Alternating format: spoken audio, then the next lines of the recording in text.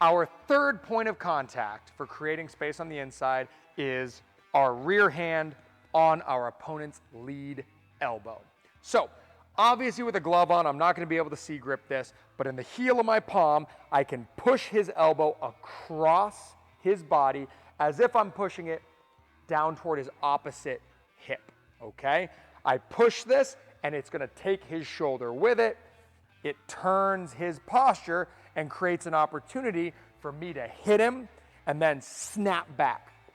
I can get even more out of this movement if I combine it with taking my open side angle to create a big breakaway moment. So I cup his elbow, I push it to his opposite hip as I step to my open side angle, and this allows me to throw some big, powerful shots. Lomachenko did this over and over again in Nakatani to wild success, and this follows the 3 rules that Mike Tyson says you need to knock somebody out. It gives you space to accelerate the shot, the person doesn't see the shot coming, and the person is likely turning into that punch as they try to return to stance and meet you.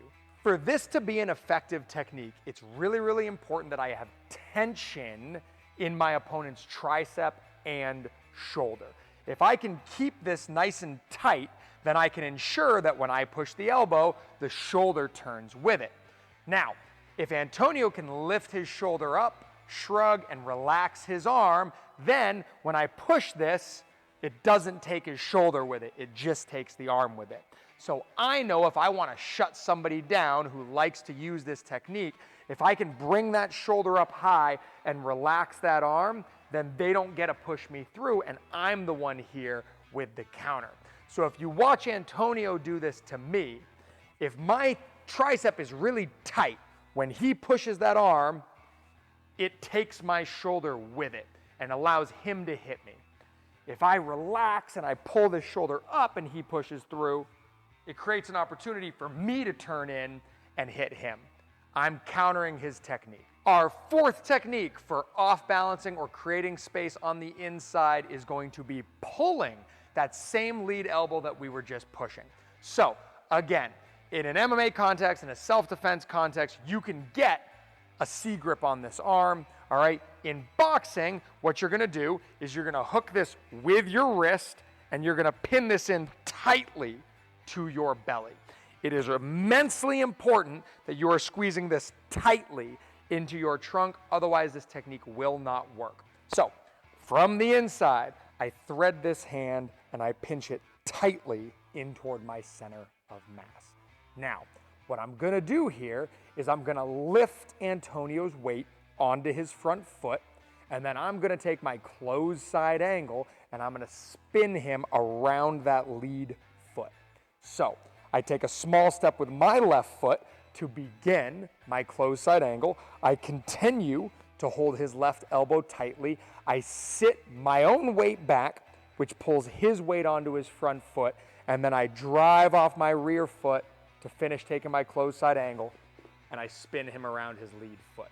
If I do this correctly, his rear foot ends up outside of his lead heel, and I've created a great moment to be able to attack before once again closing that distance.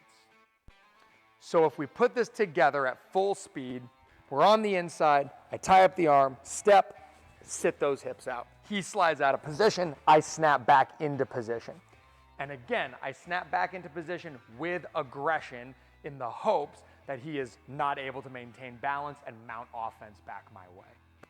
This pull is also a really effective tactic if you're a tall fighter or an out fighter trying to get off of the ropes against a tenacious, aggressive in-fighter. So if Antonio is playing the role of the in-fighter, he's forced me into a bad position, he's forced me on the ropes. If I can do this quickly, I can switch places with him and get to a better macro position in the ring. So from here, catch, step, turn, and all of a sudden he's the one on the ropes, and I'm the one with the center of the ring at my back.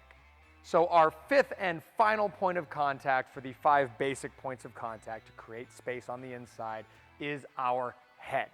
So it's very important to remember, anytime you're using your head and neck to create space or to lever or to frame, you are using it in an isometric way. So that means that you are bracing with your neck and everything is in strong alignment. I am never creating space by pushing with the side of my head like this or pressing with my head forward like this. That's a good way to get a neck injury. So, when we're on the inside here, the easiest way to do this is just to drop my hips out, use the tippy top of my head as a frame, and to lever up into this little divot inside of my opponent's armpit here. So I'm right here, all I do is drop and stand. And just like that, I've forced him back over his feet, and I've created space where I can hit with either hand. The head is king of framing in boxing because it leaves both hands free for offense. The second way that I can use my head and my neck to create space on the inside is to augment me taking my open side angle. So when I take this open side angle, I'm gonna drop down low, I'm gonna put the top of my head right up here into the back of Antonio's shoulder, and ideally, this stops him from quickly following me and creates a breakaway moment. So I'm here, I dip, I brace with my neck, and as I take that open side angle, I roll the dome of my head right into that armpit. And that stops him from quickly turning in and following me before snapping back in on my terms. So for my folks who are learning this at home and aren't in a gym yet, if you can only shadow box, you're gonna have to pantomime your way through this. And if you have a bag, then you are able to train this on the bag. You slide your left shoulder onto the bag, you pinch from your right side with your head and your right hand, you pinch from your left side with your elbow, and you hold the bag tightly. Show me you can wiggle that bag back and forth, and you're holding it tightly. Beautiful.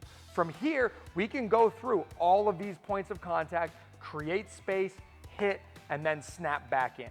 So Antonio can bump with his shoulder, hit, and then snap back in. Antonio can lift with his elbow, hit, and then snap back in. Antonio can push with his right hand, hit, and then snap back in. Antonio can pull with his right hand as he takes his closed side angle, hit, and snap back in. And he can also brace with his neck, take that open side angle, hit, and then snap back in. Beautiful. Just like that, you can practice all of these techniques at home, and this is gonna work the best if you practice these transitions from middle distance to the inside, get some shots off, work a little back out to the middle distance. Final thoughts on fighting on the inside. The biggest takeaway should be that you want to be leading. You want to be first. You want to be the person who is pressing your offensive momentum, who is keeping your opponents over their heels, and isn't giving them an opportunity to use these techniques back. When we learn these techniques, we learn everything in a really static, chunky way. If you go and you watch somebody like Henry Armstrong or Roberto Duran use these techniques in the ring, you'll see that it's very dynamic. All of these positions only exist for a second, and there is a constant flow. Outside of heavyweight, you're not gonna see a lot of moments where two guys are just leaning on each other's shoulders. Most of the time, they are in constant motion, alternating between different frames, using their forearm, using their hand, using their head, and using their shoulders in a constant search for an advantageous position. You need to be dynamic, and the place that starts is by having busy, active rounds on the bag. To finish off our lesson today, I'm going to show you a secret bonus point of contact as well as a bonus point of attack. So our secret bonus point of contact on the inside is this lead knee. All right, so from right here, I lift my knee out and I turn my knee in aggressively to knock my opponent square so that I can attack their center line. So if I'm doing this correctly, we're on the inside, I bump Antonio's knee out, he's in a bad position, I step out and I attack his center line. And our final bonus point of attack here isn't the body or the solar plexus or the liver or the chin. It's brought to you today by Mike Tyson, and it's the ear, all right? Without having to create any space, I can stand my opponent up tall, I can turn over, and I can take a chunk right out of that ear. Mike Tyson, Breakfast of Champions, Earios. I'll fucking- We the boys.